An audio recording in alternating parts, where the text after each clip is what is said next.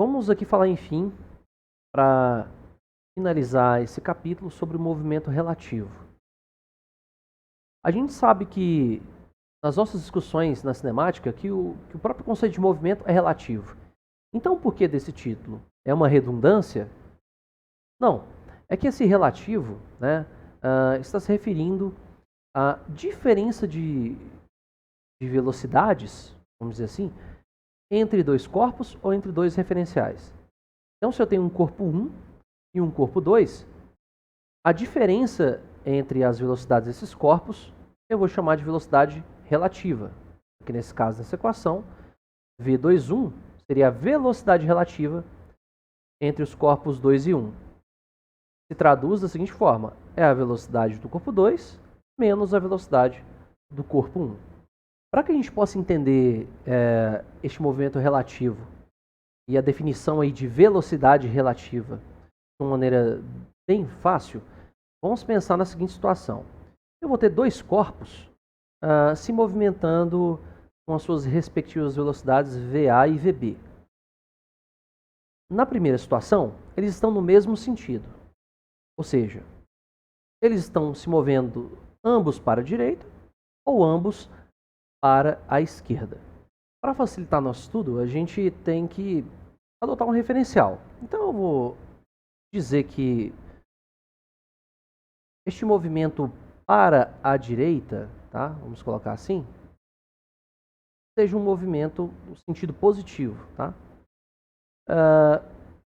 Sabendo isso e aplicando a forma das velocidades relativas, que estão aqui, né? Vai ficar como? A velocidade de A em relação a B vai ser VA menos VB. Simples, é a diferença entre as velocidades. Tá? Porque como os dois se movem sempre no mesmo sentido, a velocidade relativa deles vai ser simplesmente a diferença. Vamos colocar uma situação aqui, ó. Suponhamos que o A esteja a 90 km por hora. Vou colocar aqui, ele esteja a 100, tá? 100 km por hora. E este aqui esteja 90.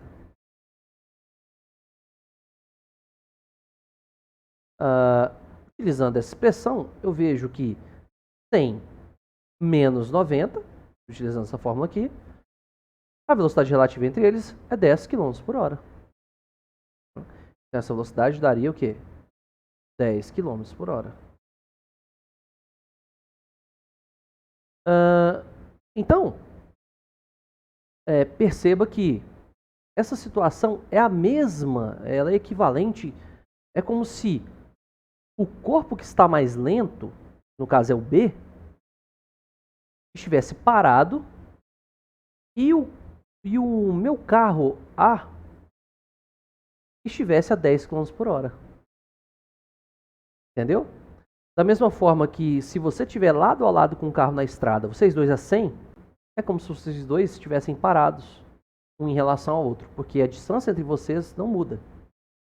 Entenderam a diferença aí, a relação? Agora vamos para uma outra situação. Agora vamos supor que eu esteja considerando aqui, novamente aqui, eu vou colocar o sentido para a direita como positivo. E aí da mesma forma, vou colocar aqui o carro A com 100 km por hora e este carro B a 90 km por hora.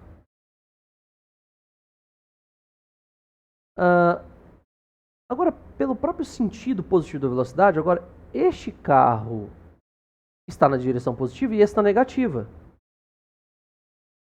Então, como é que a gente faz? Se a definição é diferença, tá? Então, só para ficar claro aqui, ó. Esse carro aqui, já que ele está se movendo para a esquerda e direita positiva, ele vai estar, na verdade, a menos 90. Vamos colocar assim. Utilizando a definição, né, vai ficar 100 menos 90. Esse menos com esse menos dá mais. E eu vou ter aqui, então, uma velocidade relativa de 190 km por hora. Em outras palavras, é como se o carro B estivesse parado e o carro A estivesse a 190 km por hora. Isso é a questão da velocidade relativa. Então, em uma dimensão, a coisa se resume da seguinte forma. Se os dois objetos se movem no mesmo sentido, eu simplesmente subtraio, eu vou subtrair as velocidades. Se eles estiverem em sentidos opostos, eu vou somar as velocidades. Mas agora, em duas dimensões, a coisa já toma uma outra figura. Em duas dimensões, esses objetos não estão se movendo na mesma linha. Então, este está aqui na horizontal e este aqui está na vertical. Então, o que eu tenho é um movimento em duas dimensões e aí envolve o quê? Vetores. Vou colocar o símbolo do vetor aqui no B, né? Então, vamos utilizar o quê? A definição da velocidade relativa, né? Combinando com a subtração de vetores, que a gente já sabe fazer. Então, como é que vai ficar? Ó? Pela definição de velocidade relativa, que é a diferença das velocidades, isso fica como o VA na horizontal, o VB na vertical. A diferença entre VA e VB é este vetor que liga as duas setas. No caso, se é VA menos VB, aponta para o VA. Se eu quisesse fazer o VB menos VA, apontaria no sentido contrário. Tá? Então, agora, não basta simplesmente somar ou subtrair, tá? Os módulos das velocidades. Eu só posso fazer isso se eu tiver em uma dimensão. Agora, se eu tiver em duas dimensões, eu tenho que fazer isso vetorialmente.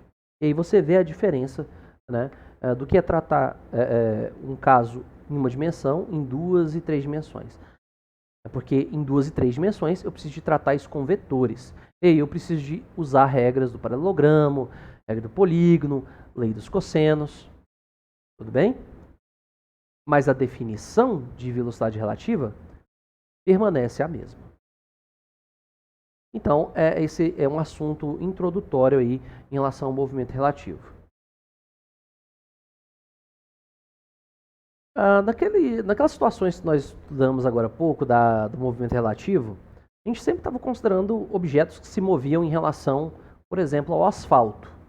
O asfalto ali está parado, né? Ou em relação a um poste, uma árvore. Mas como deve ser se eu tiver um objeto, um corpo, que se move dentro de outro corpo, e esse outro corpo também se move? Fez confusão na minha cabeça. Bem fácil. Pense que você está aqui, ó. Você é este homem azul aqui, ó.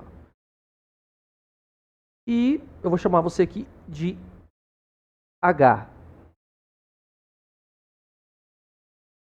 Certo? E você está se movendo, você está andando dentro desse ônibus. Este ônibus eu vou chamar aqui de O. Como, por exemplo, você saiu ali do fundo do ônibus e foi na frente falar com o motorista. O ônibus se move e você se move dentro dele. Correto? E vamos dizer que haja um observador vendo tudo isso de um ponto P. Seria o ponto de ônibus.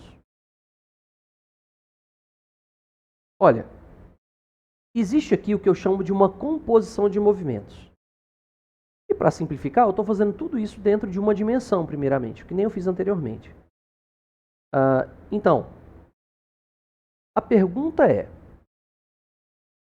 se você se desloca em relação a esse ônibus, e esse ônibus se desloca em relação ao ponto, alguém que está no ponto vai enxergar você de que forma? Qual seria o deslocamento que essa pessoa vê você sofrer? Está no ponto de ônibus. Essa combinação das setas fica bem clara que essa seta verde mais essa seta azul dá essa setona vermelha. O que eu quero dizer com isso? Aqui, ó. Então, o deslocamento, né, que o homem faz em relação ao ponto de ônibus, eu vou chamar aqui de ΔXHP, ou seja, o deslocamento do homem em relação ao ponto de ônibus, será o deslocamento do homem em relação ao ônibus, ou seja, é o deslocamento que eu faço em relação a esse objeto que se move, que é o ônibus, mais o deslocamento que o ônibus faz em relação ao ponto. Deslocamento que o ônibus faz em relação ao ponto. Se eu quiser agora saber as velocidades, basta eu dividir isto aqui pelo tempo. Se eu divido distância pelo tempo, eu vou obter a seguinte relação aqui em uma dimensão. Então vai ficar, que a velocidade do homem em relação ao ponto de ônibus vai ser a velocidade do homem em relação ao ônibus mais a velocidade do ônibus em relação ao ponto. Vamos tentar traduzir isso em números. Olha, eu vou tentar traduzir isso em números de maneira bem fácil. Então, se esse ônibus se move numa velocidade de 20 metros por segundo, ou seja, esta é a velocidade do ônibus em relação ao ponto. Esta aqui. Tá? Esta aqui. E se você dentro desse ônibus se movimenta a uma velocidade 1 metro por segundo, que é esta velocidade aqui, essa 20 e essa 1. Quem está te observando do ponto de ônibus parado vai te ver a que velocidade? A 20 mais 1. A pessoa vai te enxergar com uma velocidade de 21 metros por segundo. Muito simples, né? Parece um pouco enrolado no começo, mas depois você pega a ideia. Né? Então, por que isso se chama composição de movimentos? É a composição do ônibus, do movimento do ônibus, mais o movimento da pessoa que está andando dentro dela. Se ela estivesse andando no sentido oposto, ele deveria o quê? Subtrair. Bem entendido isso? Ou então apagar. Para deixar bonitinho aqui a nossa figurinha. Agora vamos expandir isso para 2 dimensões. Então, utilizando a mesma ideia, é a seguinte. Vamos pensar então que tem 2 referenciais. Um referencial A e outro referencial B. E eu estou localizando uma partícula que está no ponto P através aí desses 2 referenciais. Vetorialmente, é isso que eu quero que você utilize agora neste momento. Pause o vídeo, tá? Se você sentir necessidade, e veja esta estrutura aqui de vetores. O que é isso? É algo que estamos falando o tempo todo. O que se trata de uma soma de vetores. Pausa e vê o que é. Bem, espero que você tenha pausado, pensado, para achar a relação entre esses vetores aqui. Qual a relação entre esses vetores? É o seguinte, eu vejo pela figura que este vetor azul é a resultante, é o vetor resultante da soma deste vetor vermelho com este vetor amarelo. É uma soma, né, feita aí pelo método geométrico que você aprendeu logo no começo do nosso assunto. Isso vai ficar o quê? Este vetor azul significa o quê? é a posição do ponto P em relação ao referencial A. Então, eu vou chamar isso de RPA. Isso é igual ao quê? A posição do ponto P em relação a B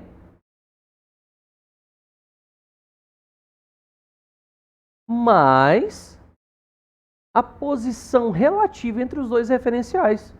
Posição relativa é a diferença entre esses dois. Que é o quê? Que é a posição de B em relação a A. Isto aqui, se você notar a estrutura, antes de eu prosseguir, eu quero que você veja isso com muito carinho, com muito cuidado. Olha só. Se eu quiser descobrir a velocidade, né, se eu interpretar esses R's como deslocamento, basta eu derivar em relação ao tempo. Então, derivando essa expressão toda em relação ao tempo, vai ficar o quê? Velocidade de P em relação a A é a velocidade de P em relação a B mais a velocidade de B em relação a A. E novamente nós chegamos numa expressão muito parecida com o que a gente vê lá em cima. Agora vamos tentar trazer esta expressão que a gente obteve aqui, mas tentar obtê-la de uma maneira menos abstrata, não tão matemática. Vamos pensar numa situação bem concreta aqui que você pode observar. Então aqui eu tenho um barco que tenta atravessar aqui perpendicularmente a direção da correnteza de um rio. Então eu tenho esse barquinho, ele se move aqui na vertical, tá? Em relação à minha tela aqui, e tenta chegar do outro lado. Mas este rio corre aqui na horizontal, de modo, é claro, que este barquinho não vai chegar exatamente do outro lado. Né? Então há uma composição de dois movimentos aqui. O movimento do barco na vertical com o movimento da correnteza do rio aqui na horizontal. Eu vou chamar aqui, vamos dar nome aos bois, a velocidade que o barco desenvolve pelo seu próprio motor, eu vou chamar de VBR. O que é isso? Velocidade do barco em relação ao rio. Isso também é chamado de velocidade própria. Então, quando você desenvolve uma velocidade dentro de um meio que se move, eu chamo de velocidade própria. Guardem bem isso. Por sua vez, o rio tem uma velocidade que eu vou chamar aqui de VRM. O que é isso? É a velocidade do rio em relação às margens. Então, eu tenho aqui uma pessoa, tá, que está aqui assistindo tudo isso. Ela vê o rio correr na horizontal aqui com esta velocidade VRM. A pergunta que eu lhe faço é a seguinte. Quem está aqui nas margens vai observar o quê? O que ele vai ver é uma composição de movimentos. É a soma dos movimentos da correnteza com o movimento do barco. Isso é expresso por este diagramazinho que eu fiz aqui com os dois vetores. Você já se sente tentado ver que isso aqui pode ser expresso através de uma soma vetorial. Você aprendeu ali pelo método do polígono. Aí você vem aqui, ó. Vamos ver se eu consigo ajeitar aqui. Olha só. Vou trazer aqui com esta canetinha verde. Olha só. A soma desses dois vetores dá este vetor aqui.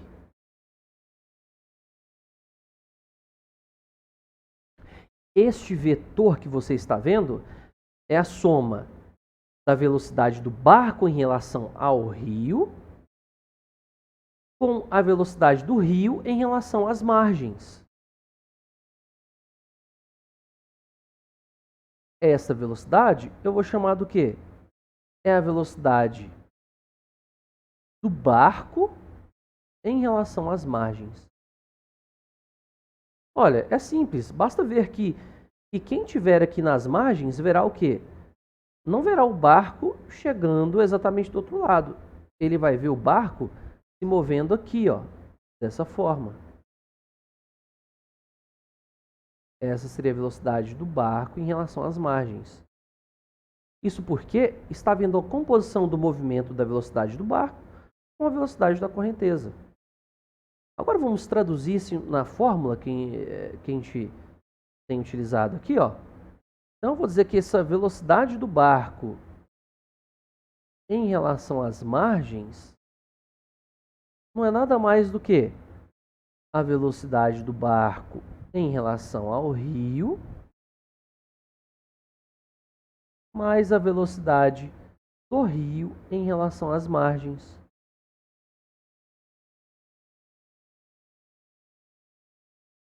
Tá aí. Agora, o que você percebe em comum com essas três expressões que eu fiz aqui? Eu fiz várias vezes para você notar. Olha, é que a velocidade que é medida num referencial que está parado, por exemplo, a velocidade, né, em relação ao ponto de ônibus, a velocidade em relação às margens, vai ser a soma da velocidade das duas coisas que estão se movendo. O homem e o ônibus, tanto quanto o barco e o rio. Se a gente considerar o meio que está se movendo, esses índices aqui, ó, O e O, eles estão sempre juntos aqui, ó, na formulazinha que a gente fez. Representam os índices do meio que se move. Da mesma forma aqui, ó, quem que é o meio que se move aqui? É o rio. Aqui está o R e está o R. E os outros índices que aparecem, o barco e a margem, aqui, ó, o barco e a margem, né? Eles estão nas pontas. Olha aqui, ó, o homem e o ponto, o barco e a margem. Eu não gosto de fazer isso, mas é um macetezinho para você, né, tentar lembrar. Olha, eu tentei o máximo que eu pude para tentar colocar isso na sua cabeça. Espero que você tenha gostado. Mais uma vez, um conteúdo amplo. Eu não acho que eu consiga resumir como esses professores de YouTube fazem em 10, 15 minutos. Eu tentei colocar com bastante detalhes para você ver quantas vezes você quiser, quando você tiver paciência. Então, espero que vocês gostem, curtam, compartilhem, deixem comentários aí no vídeo para que eu possa me dar sugestões para que eu melhore o conteúdo. E eu agradeço mais uma vez a presença e a paciência de vocês, tá? Um grande abraço e até a próxima.